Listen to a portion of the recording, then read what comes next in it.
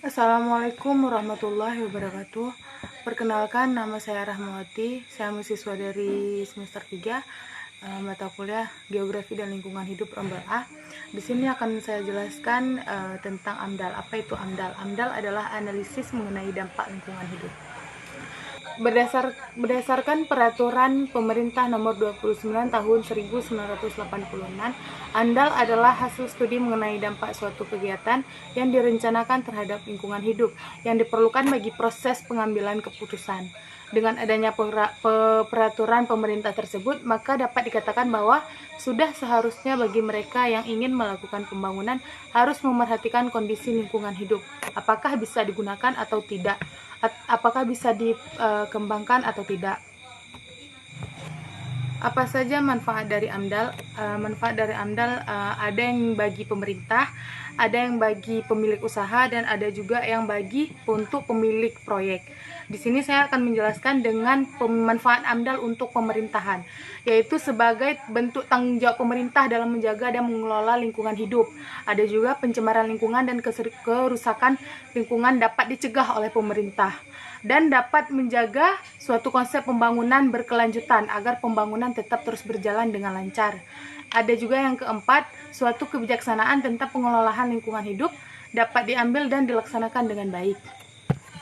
Ada juga manfaat AMDAL untuk pemilik modal. Yang pertama, ada dengan adanya AMDAL, pemilik modal atau bisa kita sebut dengan bank itu dapat dengan mudah menyetujui dan memberikan modal pinjaman terhadap si peminjam untuk suatu pembangunan. Yang kedua, dengan adanya AMDAL, pemilik modal atau perseorangan atau perkelompokan tidak ragu untuk berinvestasi dalam suatu proyek pembangunan. Yang ketiga, ada manfaat AMDAL bagi pemilik proyek. Yang pertama, untuk memberikan kepercayaan kepada pemerintah, pemilik modal, dan masyarakat bahwa proyek yang sedang dibangun itu tidak mencemari lingkungan hidup, tidak merusak lingkungan hidup dengan adanya suatu pembangunan proyek itu. Yang kedua, dapat memberikan sebuah informasi tentang kondisi lingkungan hidup yang ada di sekitar proyek pembangunan. Yang ketiga, ada proyek pembangunan akan tetap berjalan tanpa harus mengkhawatirkan melanggar peraturan pemerintah atau undang-undang yang berlaku di Indonesia. Ada juga manfaat AMDAL untuk masyarakat. Yang pertama, masyarakat bisa mengetahui bagaimana rencana suatu pembangunan.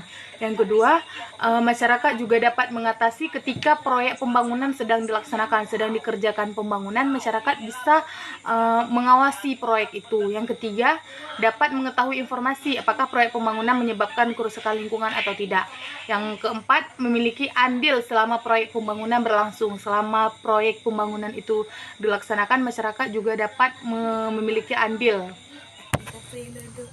Ada dua jenis AMDAL. Yang pertama, ada AMDAL tunggal dan AMDAL multisektoral.